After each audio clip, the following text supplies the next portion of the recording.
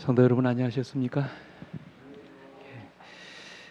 오늘 같이 먼저 말씀을 나누실 말씀 제목은 여리고성 정복의 비결. 오늘 좀 도전적인 제목을 가지고 이 자리에 섰습니다. 같이 한 시간 동안 성령께서 저를 통하여 말씀하시고 우리 모두가 다 주의 음성을 듣는 그런 축복의 시간 되기를 간절히 바랍니다. 하나님 말씀 여호수아서 6장 1절부터 7절까지 말씀 우리 함께 교독하시겠습니다. 제가 먼저 읽습니다. 이스라엘 자손들로 말미암아 여리고는 곧게 닫혔고 출입하는 자가 없더라. 여호와께서 여호수아에게 이르시되 보라 내가 여리고와 그 왕과 용사들을 내 손에 넘겨 주었으니 너희 모든 군사는 그 성을 둘러 성 주위를 매일 한 바퀴씩 돌되 엿새 동안을 그리하라. 제사장 일곱은 일곱 양각 나팔을 잡고 언약궤 앞에서 나아갈 것이요 일곱째 날에는 그 성을 일곱 번 돌며 그 제사장들은 나팔을 불 것이며 제사장들이 양각 나팔을 길게 불어 그 나팔 소리가 너희에게 들릴 때에는 백성은 다 큰 소리로 외쳐 부를 것이라. 그리하면 그 성벽이 무너져 내리니 백성은 각기 앞으로 올라갈지니라 하시매. 눈의 아들 여호수아가 제사장들을 불러 그들에게 이르되 너희는 언약궤를 메고 제사장 일곱은 양각 나팔 일곱을 잡고 여호와의 궤 앞에서 나아가라 하고 마지막 7절입니다. 같이 읽습니다. 시작. 또 백성에게 이르되 나아가서 그 성을 돌되 무장한 자들이 여호와의 궤 앞에서 나아갈지니라 하니라. 아멘. 여러분 잘 아시는 여리고성의 싸움 이야기입니다. 이 정재롱 작가가 쓴 책 중에 완벽의 충동이라고 하는 책이 있습니다. 아주 유명한 책입니다. 이 책에 보면 자신에게 주어진 인간의 한계를 극복하고 성공한 사람들의 이야기가 나와요. 여러분 누구나에게 인간에 뭐가 있습니까? 한계가 있잖아요. 근데 자신의 한계를 극복하고 성공적인 인생을 살았던 그런 사람들의 이야기가 여기 87명의 이야기가 나옵니다. 근데 첫 번째 이야기에서 그는 뭐라고 얘기하냐면 시도하지 않은 것도 실패다 그런 얘기를 해요. 여러분 무엇도 실패라고요? 시도하지 않은 것도 실패다 그렇게 얘기해요. 그러면서 1마일을 최초로 4분 안에 돌파한 로저 베니스트라고 하는 사람의 이야기를 거기에다 싣고 있습니다. 1마일이 어느 정도 될까요, 여러분? 1.6km입니다. 우리 수치로 한 사람은 한 1600m 정도 되는 것입니다. 근데 그 당시는 이 1600m를 4분 안에 달리는 것은 불가능한 일이라고 사람들이 그렇게 믿었어요. 그 당시 통념으로는 1마일을 4분 안에 달리면 결국 인간의 폐와 심장이 다 파열돼서 죽게 될 것이라고 그렇게 믿었습니다. 그래서 결코 넘어설 수 없는 거대한 육체적, 정신적, 심리적인 장벽이 4분이었어요.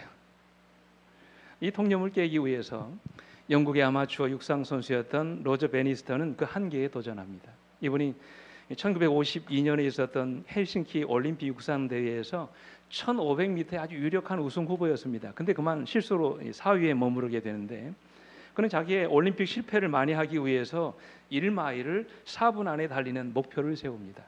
그리고 마침내 2년 후인 1954년 5월 6일 이 로저 베니스터는 죽기를 각오하고 달립니다.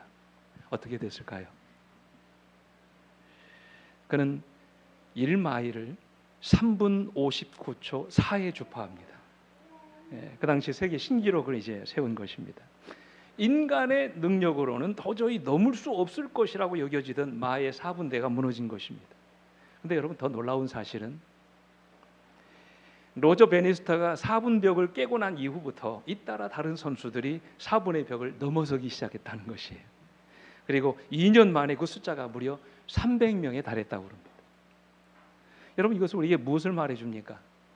1954년부터 사람이 갑자기 빨라진 것도 아니에요. 달리는 능력이 탁월하게 개선된 것도 아닙니다. 그저 인간이 넘을 수 없는 벽이라던 4분의 벽이 무너진 것뿐이에요. 그러자 너도 나도 4분의 벽을 넘어서기 시작했다는 그런 이야기. 여러분 이 로저스터의 이야기가 우리에게 주는 교훈이 무엇입니까? 바로 이것입니다. 목표에 도달하는 것보다 더 중요한 것은 먼저 마음의 장벽을 허무는 것이라는 거예요. 누구든지 할 수 있다는 자신감을 가지고 노력하면 오늘 여러분과 제가 이루지 못할 일이 없다는 사실, 이 이야기를 통해서 우리에게 말씀하고 있는 것입니다. 이제 우리는 거대한 목표를 우리 앞에 두고 있습니다. 연초에 저는 여러분들 앞에서 120, 1510이라고 하는 비전을 제시했습니다. 여러분 이게 뭡니까? 올 한 해 동안 하나님 앞에 평균 출석생 몇 명이요? 120명. 그리고 15명의 구도자, 그리고 10명의 이른 영혼을 주님께 드리자라고 하는 목표를 제시했습니다. 이제는 우리가 이 목표를 이루기 위해서 움직여야 될 때가 됐다고 저는 믿습니다. 이 목표는 제가 이 교회에 부임한 이후로 한 번도 이루지 못한 목표입니다. 한마디로 말해서 넘사벽이에요. 우리가 넘지 못할 벽입니다. 아마 제가 알기로는 우리 서천교회가 세워진 이후로 아직 한 번도 이루지 못한, 그야말로 넘을 수 없는 장벽이라고 저는 알고 있습니다. 어떻게 이 벽을 넘어서야 할까요? 특별히 이번 전도회는 찾아가는 맞춤식 전도회로 진행하게 될 것입니다. 이 교회에서 전도회를 하는 것이 아니라 여러분이 준비해 놓으신 고도자의 집이나 인도자의 집으로 직접 찾아가서 세 분의 강사님이 일주일 동안 말씀을 전합니다. 한 분이 오전 2시간, 오전 2분, 오후 2분, 저녁 2분, 한 분이 최소한 6명에서 7명의 영혼을 하루에 만나는 것입니다. 그렇게 되면 일주일에 몇 명 만날까요? 세 분의 강사가 18명에서 많게는 20명의 영혼을 만나게 됩니다. 그러기 위해서 우리는 지금부터 그 영혼들을 준비하셔야 합니다. 우리 선교부의 방침대로 올 한 해 우리가 갖는 표가 뭡니까? 1인 몇 구도자요?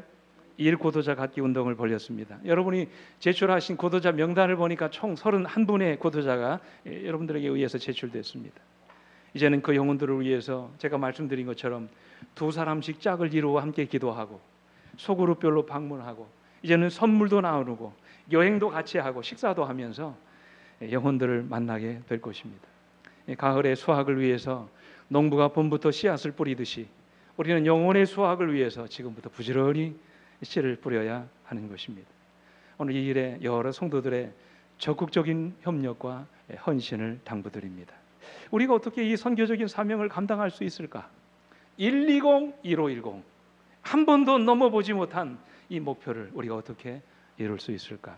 저는 지금 이 난공불락의 요새인 여리고를 눈앞에 둔 심정으로 이 말씀을 준비했습니다.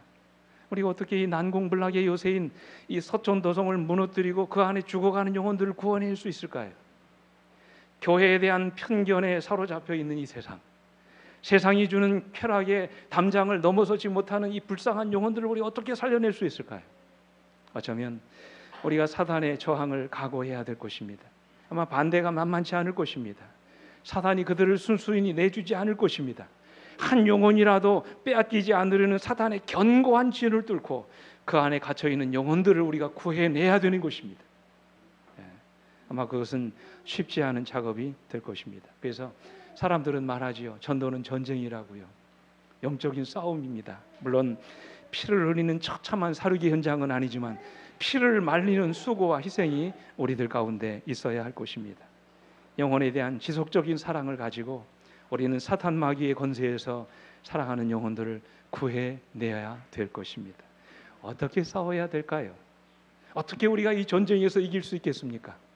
오늘 저는 도저히 무너뜨릴 수 없었던 이 여리고성을 무너뜨린 이스라엘 민족의 역사를 여러분들에게 말씀하면서 오늘 그 속에서 우리가 이 여리고성, 우리가 반드시 무너뜨려야 하는 이 여리고성을 어떻게 정복할 수 있는지 그 몇 가지 비결을 좀 같이 나누기를 원합니다. 첫째로 우리가 이 전쟁에서 이기려면 이 전쟁의 승리에 대한 확신, 믿음이 있으셔야 합니다. 굉장히 중요한 것입니다. 전쟁에 있어서 가장 중요한 무기는 기억하십시오. 전쟁에 임하는 군사들의 뭘까요? 사기입니다. 우리에게 있는 이 전쟁에서 하나님이 반드시 우리를 이기게 하실 것이라고 하는 이 믿음이 우리에게 있어야 된다는 사실이에요. 오늘 이 믿음이 오늘 우리에게 있느냐 하는 것이지요. 여러분 어디에 그 말씀이 나옵니까? 여호수아서 6장 2절 말씀 같이 한번 읽어볼까요? 시작. 여호와께서 여호수아에게 이르시되 보라 내가 여리고와 그 왕과 용사들을 내 손에 넘겨 주었으니 라고 말씀하셨어요. 우리 영감이 그래 보면 그날 여호수아 앞에 나타난 분은 여호와의 군대장관으로 오신 예수 그리스도이셨다고 말씀하셨어요. 성육신 하시기 전에 그 예수 그리스도가 지금 여호수아 앞에 나타나서 지금 말씀하고 계시는 것입니다. 이 전능자의 위험에 눌린 여호수아가 땅에 엎드려 그분께 절하고 있을 때 여호와께서 이 여호수아에게 하신 첫 마디가 무엇입니까, 여러분? 여기 여호수아서 5장 15절에 보십시오. 여호와의 군대 대장이 여호수아에게 이르되 뭐라고요? 내 발에서 뭐를 벗으라고요? 신을 벗으라고 말씀하십니다. 여러분, 신을 벗으라는 말이 무슨 뜻입니까? 여러분 아시는 것처럼 떨기나무 불꽃 가운데서 하나님이 모세에게 나타나셨을 때에도 하나님은 모세에게 뭐라고 말씀하셨어요? 이곳은 거룩한 땅이니 내 발에서 뭐 벗으라고요? 신을 벗으라고 말씀하셨어요. 여러분, 이 신을 벗으라는 말씀의 뜻이 무엇입니까? 왜 신을 벗으라고 말씀하실까요? 이것은 신을 벗는다라고 하는 이 말씀의 뜻은 자신의 주인됨을 포기하라는 것이에요. 스스로 하나님 앞에 종이 되라는 말씀입니다. 다시 말해서 이 전쟁의 모든 지휘권을 누구에게? 하나님께 내려놓으라는 말씀이에요. 하나님을 총사령관으로 모시고 하나님이 지시하시는 대로 따르겠다는 그 여호수아의 고백이 자기 신에서 발에서 뭐를 벗는 거예요? 신을 벗는 것으로 표현되고 있는 것입니다. 그러므로 여러분, 내 발에서 신을 벗으라는 말은 하나님이 이 전쟁을 뭐 해주실 테니까, 책임져 주실 테니까 이 전쟁의 모든 지휘 통수권을 그분께 맡기라는 것입니다. 그리고는 참 놀라운 말씀을 하시죠. 아까 읽었던 말씀, 그 말씀 이어서 이 말씀을 하시는 거예요. 여호수아서 6장 2절에 여호와께서 여호수아에게 이르시되 보라, 내가 여리고와 그 왕과 용사들을 다 내 손에 뭐 했다고요? 넘겨주었다라고 말씀을 하세요. 여러분, 뭐라고 말씀하십니까? 보라고 말씀을 하세요. 무엇을 보라는 말씀입니까? 나를 보라는 말씀이지요. 내가 누굽니까? 군대 장관으로 오신 여호와 하나님이십니다. 하늘의 군대 장관으로 오신 여호와를 보라는 것입니다. 철옹성 같은 여리고를 보지 말고 여호와 하나님을 보라고 말씀하세요. 도저히 무너뜨릴 수 없을 것 같은 난공불락의 요새인 여리고를 바라보지 말고 너희를 위하여 위대한 역사를 이루실 하나님을 바라보라는 것입니다. 굳게 닫혀있는 두꺼운 여리고 성벽을 바라보지 말고 오직 여호와 하나님만 바라보라고 말씀하세요. 철통 같은 무기로 방어하는 용사들을 쳐다보지 말고 오직 여호와 하나님, 너희와 함께 하신 하나님, 그래서 마침내 이 전쟁을 이기게 하실 여호와 하나님만 바라보라고 말씀을 하세요. 여러분, 왜 바라보라고 말씀하실까요? 이어지는 말씀 뭐라고 하십니까? 내가 여리고와 그 왕과 용사들을 내 손에 뭐 했으니? 굉장한 기별이에요. 여러분, 내 손에 뭐 했다고요? 넘겨주었다고 말씀을 하세요. 여러분, 넘겨줄 거라고 말씀하지 않으셨어요. 이미 넘겨 뭐 했다고요? 주셨다고 말씀을 해요. 과거 완료형입니다. 이미 이 싸움은, 승패는 정해진 싸움이었어요. 하나님이 여리고를 위해서 이스라엘 백성들을 무너뜨리고 여리고 민족을 정복하실 것을 이스라엘 민족들에게 약속하신 것입니다. 그런데 여러분, 이 말씀은 누가 누구에게 하신 것입니까? 하나님이 지금 누구에게 하신 것이에요? 여호수아에게 하신 말씀이었어요. 그리고 그가 여리고 성의 정복을 위해서 하나님께 간절히 기도하고 있을 때 하나님이 여호수아에게 나타나셔서 이스라엘 민족의 승리를 약속해 주신 것입니다. 그러므로 여러분, 이제 이 전쟁의 승패는 누구에게 달려 있습니까? 이스라엘 민족에게 달린 것입니다. 하나님은 이미 그들에게 전쟁의 승리를 약속해 주셨지만 그 약속을 믿고 안 믿는 것은 이스라엘 민족에게 달린 것이었습니다. 그들에게 믿음에 따라 전쟁에서 이길 수도 있고 질 수도 있었다는 그런 말씀이에요. 그때 그들이 어떻게 했다고 그랬습니까?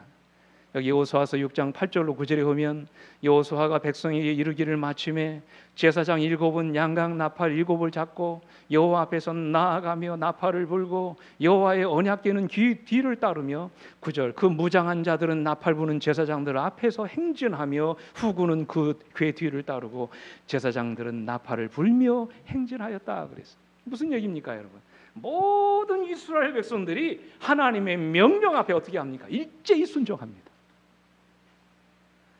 실제로 히브리 11장 30절에 오면 그들이 어떻게 이 여리고를 돌았다고 그랬어요?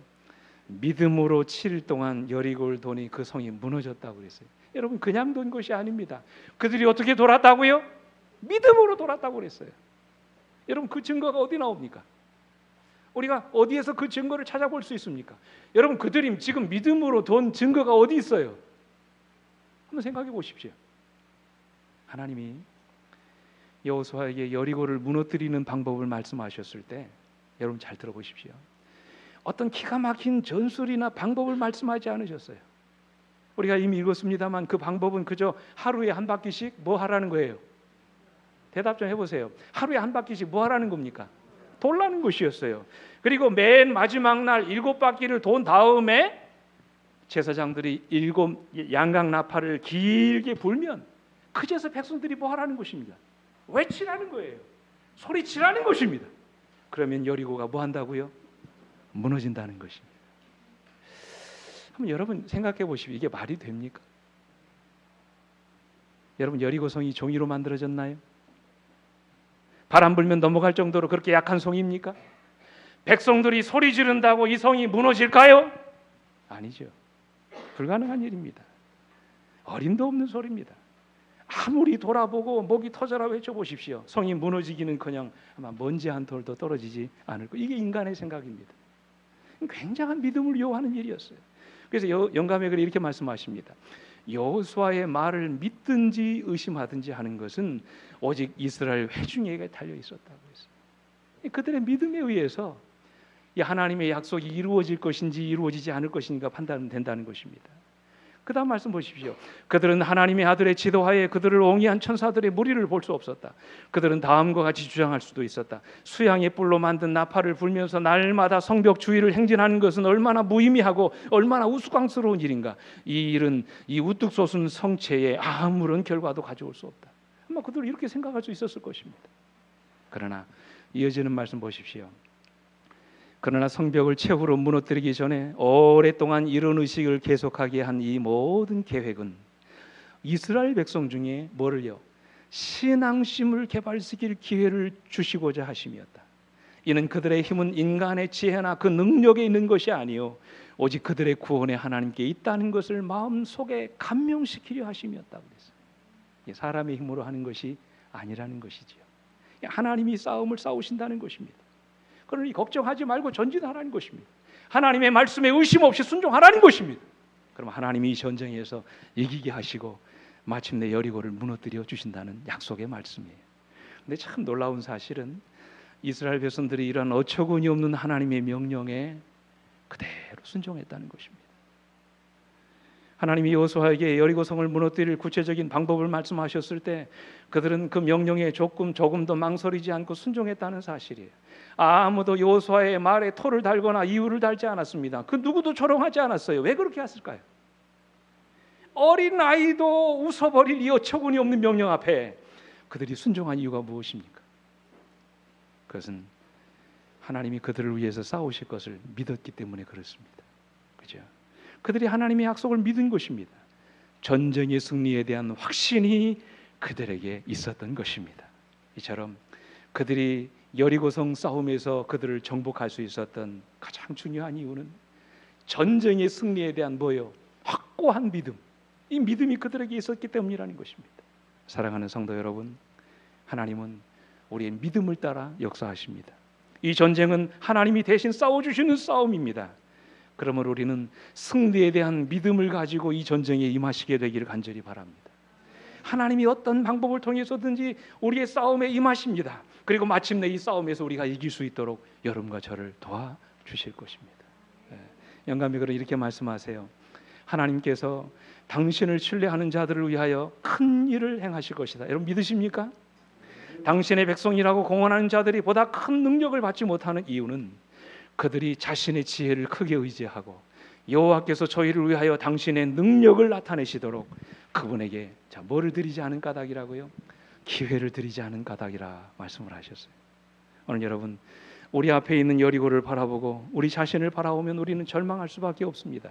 그러나 우리에게 승리를 주시는 여호와 하나님만을 바라보고 믿음으로 순종하면 기적이 일어나는 줄 믿습니다. 하나님은 오늘도 우리에게 이런 믿음을 요구하십니다. 영혼을 만나러 가는 여러분과 저에게도 이런 믿음이 생겨나기를 주님의 이름으로 축원합니다. 하나님이 이루실 놀라운 기적을 믿음의 눈으로 바라보면서 여러분 주위에 있는 영혼들을 만나시게 되기를 간절히 바랍니다. 주중에 제가 이 말씀을 간단하게 드렸더니 한 집사님이 그래요. 우리 남편은 내 모든 말을 다 듣는데 교회 가라는 말은 안 듣는다고 그렇게 얘기를 하시더라고요. 여러분, 주어진 어려운 현실의 벽에 가로막혀 스스로 작아져 있는 여러분에게 가장 먼저 해야 될 일은 믿음의 크기를 키우는 것입니다. 그죠? 여러분 혹시 이 코이의 법칙이라는 말 들어보셨습니까? 예. 이 코이라고 하는 것은 일본의 관상어입니다. 이 코이라는 붕어인데, 근데 놀라운 것은 이 물고기를요 저렇게 작은 어항 속에 넣어두면 5cm에서 8cm밖에 안 큰답니다. 근데 강이나 연못에 방류해 두면 15cm에서 25cm까지 큰대요. 근데 놀라운 사실은 이 물고기를 저 강물에다가 방류하면 90에서 1m 20cm까지 큰다는 거예요. 같은 물고기라도 어항에 자라면 피라미가 되지만 강물에 놓아기르면 뭐가 돼요? 거대한 잉어가 된다는 말이에요.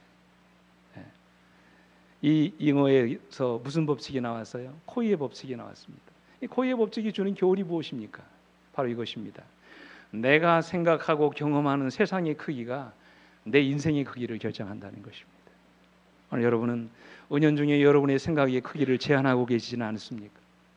현실이라는 어두운 장벽에 부딪혀서 스스로 여러분 안에 잠재되어 있는 능력을 혹여라도 과소평가하지 않으십니까? 오늘 여러분의 생각과 믿음의 크기를 키우시게 되기를 간절히 바랍니다. 이 시간 우리를 통해서 이루실 하나님의 기적을 바라보고 영적인 전쟁에 임하시게 되기를 간절히 바랍니다. 하나님이 분명 여러분과 함께 하실 것입니다. 분명히 준비된 영혼들을 만나게 하실 것입니다. 여러분을 통하여 올 한 해 동안 놀라운 역사를 이루어 주실 줄로 믿습니다. 여러분 이 믿음 가지고 우리가 이 전쟁에 임하시게 되기를 간곡히 부탁드립니다. 두 번째로 이 전쟁에서 이기려면요, 하나님이 주신 지혜를 따라서 구체적인 전략을 세우셔야 돼요. 믿음도 필요하지만 무엇도 필요합니까? 전략이 있어야 합니다. 여러분 본문에 보면 어처구니 없는 명령이었지만 그냥 아무렇게나 성을 돈 것이 아니에요. 여기 3절로 5절의 말씀 보십시오. 모든 군사는, 4절에 보면 제사장 7은, 5절에 보면 백성은 다 이렇게 나옵니다. 제가 다 읽지 않습니다. 어떻게 여리고를 공격할 것인지 구체적인 전략이 다 세워져 있어요. 군사들은 무엇을 하고 제사장들은 어떤 일을 하고 나중에 백성들은 어떻게 해야 되는지 다 나와 있어요. 그것이 인간의 상식과 지혜로는 도무지 이해가 되지 않은 명령일지라도 하나님은 여리고 정복에 대한 아주 구체적인 명령을 내려주셨어요. 여러분 성경에 보세요. 하나님이 주신 명령에 따라 그들이 아주 질서 있게 아주 조직적으로 계획적으로 움직이고 있는 것을 보게 되는 것이죠. 군사들이 어떻게 앞에서 호위하고 그 뒤를 제사장들이 궤를 메고 어떻게 진행하고 그 뒤를 또 백성들이 따라가면서 어떻게 예루살렘 성을 돌고 마지막 7바퀴를 돈 다음에 이 제사장들이 양각마카를 길게 불 때 그 소리를 들으면 큰 소리로 외치는 이 이스라엘 민족들의 모습을 보게 됩니다. 여러분 이처럼 하나님이 내려주신 전략에 따라 모든 백성들이 질서정연하게 움직이는 모습을 상상해 보시기 바랍니다. 그들이 이렇게 질서 있게 움직일 수 있었던 이유는 그들에게 내려주신 하나님의 구체적인 뭐가 있었기 때문이에요? 전략이 있었기 때문입니다. 저는 우리가 하나님의 사업을 할 때에도 하나님이 주신 지혜를 따라 이런 구체적인 전략을 세워야 한다고 저는 믿습니다. 물론 여러분 싸움을 이기게 하시는 분은 하나님이시지만 우리가 아무렇게나 되는 대로 하나님의 일을 하기를 원하지 않으십니다. 우리가 믿는 하나님은 질서의 하나님이십니다. 믿으십니까? 여러분 이 회사 혹시 아십니까? 맥도날드라고 하는 회사. 햄버거 하나로 전 세계를 장악한 회사입니다. 그죠? 더운 나라든 추운 나라든 햄버거가 없는 곳이 없을 정도로 종교와 국가를 초월해서 모든 나라에 진출해 있는 이 회사입니다. 심지어 미국과 국교가 수립되지 않은 나라에도 뭐는 들어가 있어요? 햄버거가 들어가 있습니다. 얼마 전에 주계장막이라고 하는 이 중국에도 이 맥도날드 회사가 세워져서 지금 성업 중이라는 그런 기사를 제가 본 적이 있습니다만 이 맥도날드 대단히 유명한 회사입니다. 햄버거 하나로 뭐를 정복했어요? 세상을 정복했어요. 그래서 어떤 유명한 말까지 있냐면 이 회사의 영업 전략이 얼마나 뛰어났으면 우스갯소리로 사람들이 그런 얘기를 합니다. 미국의 정보요원들, CIA의 정보요원들이 뚫지 못하는 이 나라도 맥도날드의 영업사원들은 다 들어간다고 했어요. 도대체 어떤 전략을 갖고 있기에 그들이 승승장구하면서 모든 나라에 그들의 회사를 세울 수 있을까요? 그들의 성공의 비결은 이거라고 합니다. 철저한 준비.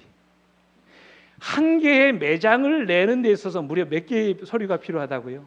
5만 개의 서류가 필요하다는 것입니다.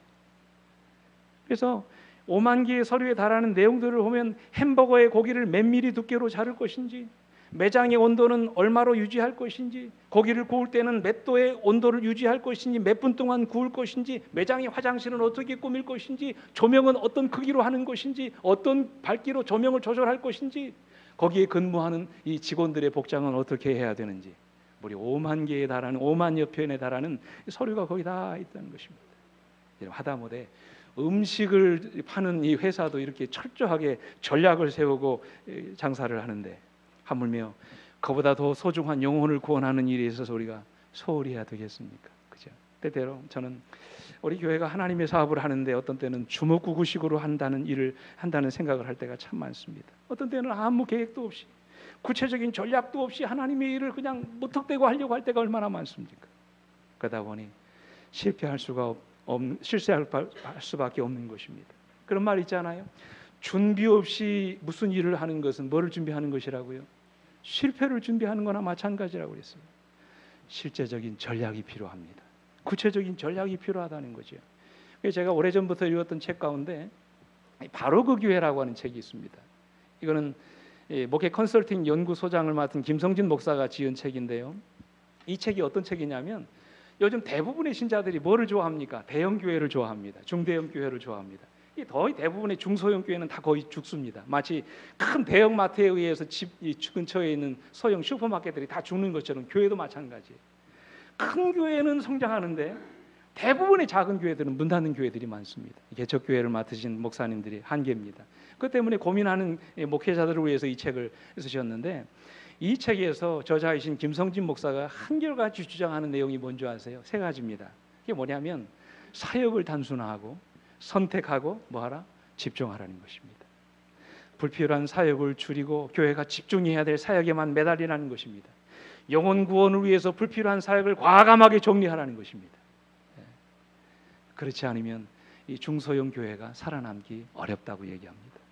그래서 저희도 3월부터 제가 좀 말씀드린 것처럼 교회의 사역을 오로지 전도회를 위해서 준비하려고 이제 준비하고 있습니다. 어른부터 어린아이에 이르기까지 사역의 초점을 영혼 구원에 두고 이렇게 소그룹을 재편성했습니다. 활동할 수 있는 소그룹으로 다시 만들었습니다. 그리고 이제 소그룹별로 2인 1조가 되어 기도 파트너를 정하고 각자가 인도할 영혼들을 놓고 함께 기도하고 기도 모임을 만들고 각자가 받은 은혜를 나누고 주중에 할 수 있으면 같이 방문도 하고 매 안식일 오후마다 그들을 찾아가서 만나고 식사하고 여행도 하고 취미도 같이 나누면서 같이 교제하는 그런 선교적인 방향을 이제 앞으로 진행하려고 합니다. 선교회에서는 여러분들이 나눌 선물까지도 다 준비해 놨습니다. 그리고 매 안식일 오후 활동을 하시도록 이제 앞으로 점심 식사가 이제 여러분들에게 제공될 것입니다. 이 일을 위해서 여러 성도님들의 많은 기도와 적극적인 헌신을 당부드립니다. 그래야 우리가 이 전쟁에서 이길 수 있습니다. 사랑하는 성도 여러분, 기억하십시오. 전도는 전쟁입니다. 영적인 싸움입니다. 그러므로 전쟁에 임하는 군사가 전략을 세우지 않으면 무기를 갖지 않고 전쟁에 임하는 것과 같습니다. 그러므로 하나님이 주시는 지혜를 따라 영혼을 구원하는 일에 여러분의 지혜를 모아주시기를 간곡히 당부드립니다. 구체적인 계획을 세우고 어떻게 영혼을 만나야 할 건지 기도하며 계획을 세우시게 되기를 간절히 바랍니다. 보다 짜임새 있는 그리고 치밀한 계획을 세우고 우리 모두가 이 전쟁에 임할 수 있게 되기를 간절히 바랍니다. 하나님께서 여러분 모두와 함께 하실 줄 믿습니다. 마지막으로 우리가 이 전쟁에서 이기려면 첫째는 믿음이 있어야 되고, 둘째는 구체적인 뭐를 세워야 되고요, 전략을 세우는 것도 중요하지만 마지막 이 전쟁에서 이기려면 하나님의 명령 앞에 아무 이유 없이 순종하셔야 돼요. 이 8절로 9절의 말씀 보십시오. 여호수아가 백성에게 이르기를 마침에 제사장 7은 양각 나팔 7을 잡고 여호와 앞에서 나아가며 나팔을 불고 여호와의 언약궤는 그 뒤를 따르며 그 무장한 자들은 나팔 부는 제사장들 앞에서 행진하며 후군은 궤 뒤를 따르고 제사장들은 나팔을 불며 행진하더라 그랬어요. 여러분, 어떤 말이 번복됩니까? 따르며 따르고 행진하더라 그랬어요. 영감이 이렇게 말씀하십니다. 여호수아는 하나님의 명령에 순종하여 이스라엘 군대를 정렬시켰다. 그러나 공격을 가하지 말아야 하였다. 그들은 단순히 하나님의 법궤를 메고 나팔을 불면서 그 성읍 주위를 돌아야 하였다. 대열의 선두에 무사들이 섰었는데 그들은 선발된 용사의 단체이었으나, 그 다음 말씀 보십시오. 지금은 그들 자신들의 수완과 용맹으로가 아니요 하나님께서 그들에게 주시는 지시를 뭐함으로? 순종함으로 승리를 얻어야 하였다.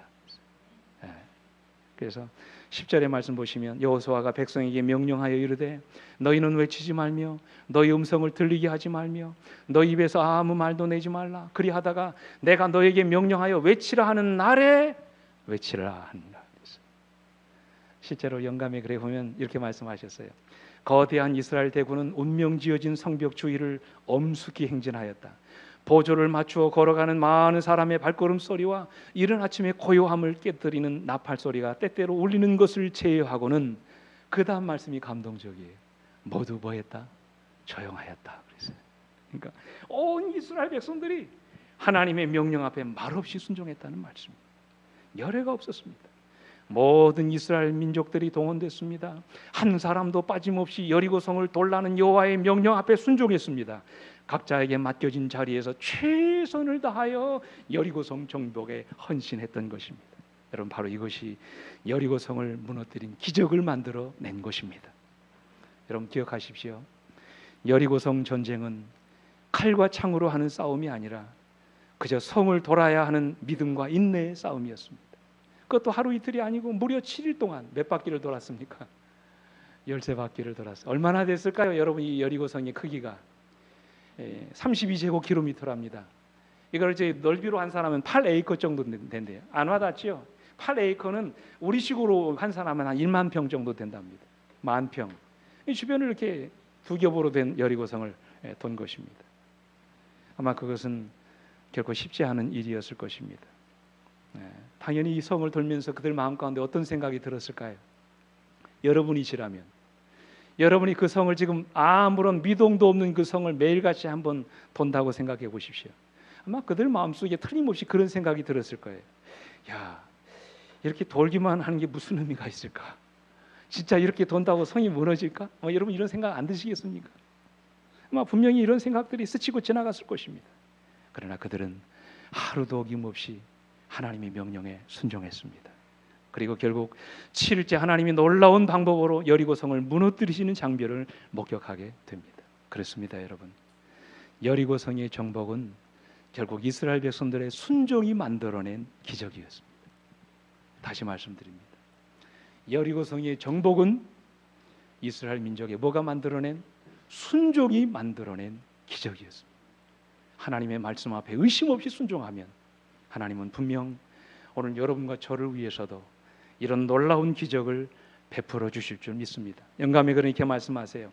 여리고 성읍의 파수꾼들은 경의와 공포로서 이스라엘의 모든 행렬을 세밀히 감시하고 이를 상관에게 보고하였다. 그들은 어찌하여 이스라엘이 이와 같은 일을 행하는지 그 뜻을 알지 못했으나 강대한 군대가 성스러운 법궤와 수종 두는 제사장들과 함께 그들의 성읍을 매일 한 바퀴씩 도는 것을 볼 때 이 신비스러운 광경은 이교의 사제들과 백성들의 마음을 공포에 사로잡히게 하였다. 그랬어요.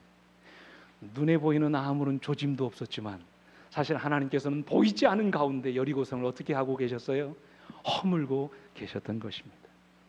세상 만사가 다 그렇듯이 신앙의 세계에서도 하루아침에 이루어지는 일은 없습니다. 그죠? 그것이 귀하고 값진 것일수록 획득하는 과정이 길고 어렵습니다. 깊은 기도의 세계를 갖고 있는 사람, 말씀에 깊은 심오한 이해를 갖는 사람, 하나님과 친밀한 교제를 나누는 사람, 그것이 거룩한 경험이면 경험일수록 하루아침에 이루어지는 것이 아닙니다. 지루하고 긴 순종의 과정을 통해서 이루어지는 것입니다. 사람의 눈은 이 일의 결과만을 주목하지만 하나님의 눈은 우리가 하는 모든 과정 하나하나를 눈여겨보시는 것입니다. 그러므로 여러분, 우리가 뭔가 하나님께 기대하는 것이 있다면 우리는 그것을 추구하는 과정에서 하나님의 마음을 감동시켜야 하는 것입니다. 헌신의 과정도 없이 결과만을 탐하는 것은 하나님 보시기에 게으름이고 나태함입니다. 그것은 아무런 노력도 하지 않은 채 그저 감나무 밑에서 뭐 떨어지기만을 기다리는 거예요. 감나무 열매가 떨어지기만을 기다리는 것입니다. 그런 자를 위해서 하나님은 기적을 행하지 않으십니다. 하늘은 스스로 돕는 자를 도우십니다. 하나님의 역사를 바라보고 믿음으로 순종하는 자들에게 하나님은 놀라운 기적을 베풀어 주시는 것입니다. 우리 모두가 다 그런 아름다운 역사를 이루시게 되기를 간절히 바랍니다. 마지막으로 제가 좋아하는 그 장석주 시인의 그 시 가운데 대추 하나리라고 하는 시가 있습니다. 전주에 가면 제가 즐겨 가는 식당이 있는데 그 식당에 가면 저 시가 있습니다. 앞부분만 나와 있는데 대추 하나 이런 글귀가 있습니다. 적의 저절로 붉어질 리는 없다. 저 안에 태풍 몇 개, 저 안에 천둥 몇 개, 저 안에 벼락 몇 개, 저 안에 번개 몇 개가 들어있어서 붉게 익히는 것일 게다. 적에 혼자서 둥그러질 리는 없다. 저 안에 무소리 내리는 몇 밤, 저 안에 땡볕 두어 달, 저 안에 초승달 몇 날이 들어서서 둥글게 만드는 것일 게다. 대추야, 너는 세상과 통하였구나. 시편 기자는 말씀하세요. 눈물을 흘리며 씨를 뿌리는 자는 기쁨으로 거둘 것이라고. 울며 씨를 뿌리러 나가는 자는 반드시 기쁨으로 그 단을 거두게 될 거라고 말씀하셨어요. 여러분, 기쁨으로 열매를 거두려면 뭐 해야 합니까? 눈물 흘리며 씨를 뿌리셔야 돼요. 기쁨으로 여러분 곡식단을 가지고 돌아오려면 봄부터 울며 씨를 뿌리는 작업이 필요합니다. 땀을 흘리는 순종이 있지 않으면 결코 영혼의 수확이 이루어지지 않는다는 사실, 우리 모두가 함께 기억하시길 간절히 바랍니다. 여기 실물교훈 말씀 읽고 제가 말씀 마치겠습니다. 우리가 하는 필생의 사업을 통해 어느 것이 잘 되는지 알지 못한다. 이것은 우리가 해결해야 할 문제가 아니다. 여러분 이해되시죠? 누구 만나서 그 영혼이 어떻게 결심하고 회개하고 이거 우리가 할 일이 아니라는 것입니다. 그래서 우리는 전하면 되는 것입니다. 뭐라고 말씀하십니까? 우리가 해야 할 일을 다 한 후에 그 결과는 누구에게 맡기라고요? 하나님께 맡기라고 말씀하세요. 그러므로 여러분이시여 우리 하나님의 명령 앞에 의심하지 말고 믿음으로 순종할 수 있게 되길 간절히 바랍니다.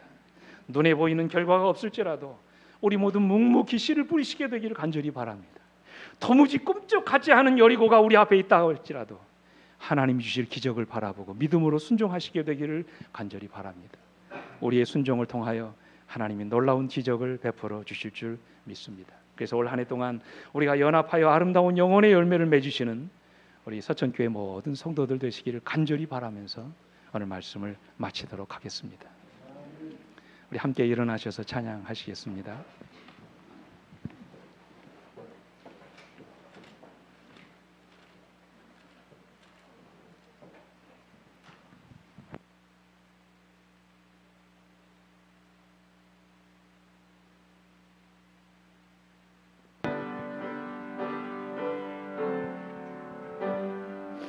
찬송 부르고 주를 전하며 남은 세월 지내다가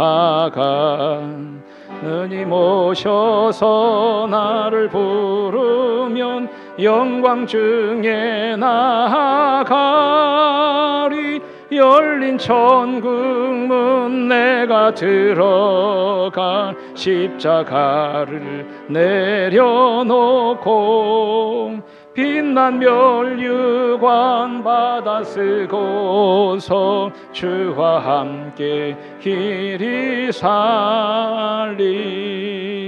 눈물 골짜기 더듬으면서 나의 갈 길 다 간 후에 주의 품 안에 내가 안기어 영원 무궁토록 살리. 열린 천국문 내가 들어가 십자가를 내려놓고 빛난 면류관 받아 쓰고서 주와 함께 길이 4절 부르겠습니다. 한숨 가시고 죽음 없는 날 사모하며 기다리니 내가 그리던 주를 배울 때 나의 기쁨 넘치리라. 열린 천국문 내가 들어가 십자가를 내려놓고 빛난 면류관 받아 쓰고서 주와 함께 길이 살리. 아버지 하나님, 서천 도성의 복음 전도를 위하여 이 땅에 일찍이 하나님의 교회를 세우시고 사랑하는 주의 헌신된 주의 종들을 이 자리에 불러 모아주셔서 아버지 감사합니다. 이제 2022년도 한 해 동안 하나님이 우리에게 맡기신 이 거룩한 사명을 감당하고자 우리 주님 앞에 간절한 심령으로 머리를 숙입니다. 주여, 약속하신 성령의 능력을 우리에게 물붓듯 부어 주시옵소서. 고개 숙인 주의 백성들, 헌신하여 영혼 구원하여 나가야 할 이 모든 백성들의 심령 속에 성령의 뜨거운 역사를 하나님 불어넣어 주셔서 우리의 가슴 속에 영혼을 향한 불타는 사랑이 넘치게 인도해 주옵시고, 그 영혼들을 향하여 믿음의 걸음을 옮길 때마다 우리 주님, 우리의 걸음과 함께하여 주셔서 믿음을 주옵시고 영성을 허락하여 주옵시고 영혼을 만나 그 영혼을 주님 앞에 인도할 수 있는 신령한 하늘의 능력으로 가득 부어주시기를 간절히 기도합니다. 이 시간 우리의 사라진 심령 속에 믿음을 가득 부어주셔서 하나님의 말씀에 의심 없이 순종하는 마음 갖도록 하나님 인도하여 주옵시고, 그것이 인간의 안목으로 볼 때는 무지하고 어리석은 일처럼 보인다 할지라도 하나님이 주신 명령 앞에 아무 이유 없이 예라고 순종할 수 있는 우리 모든 성도들 될 수 있도록 은혜 입혀 주시옵소서. 이제 우리의 손과 발을 주님께 드립니다. 아버지, 우리의 손과 발을 통하여 우리의 작은 입술을 통하여 주님의 놀라운 역사를 이루어 주시옵소서. 영혼을 구원하는 주님의 도구로 쓰여지게 하여 주시옵소서. 만나는 모든 영혼들을 주님 앞에 인도할 수 있는 능력의 도구가 되게 하여 주시옵소서. 우리를 통하여 놀라운 영혼 구원의 역사가 올 한 해 동안 풍성하게 맺혀지는 한 해가 될 수 있도록 역사하시고 복을 내려 주시옵기를 우리의 구주이신 예수 그리스도의 이름으로 간절히 축원하옵나이다. 아멘.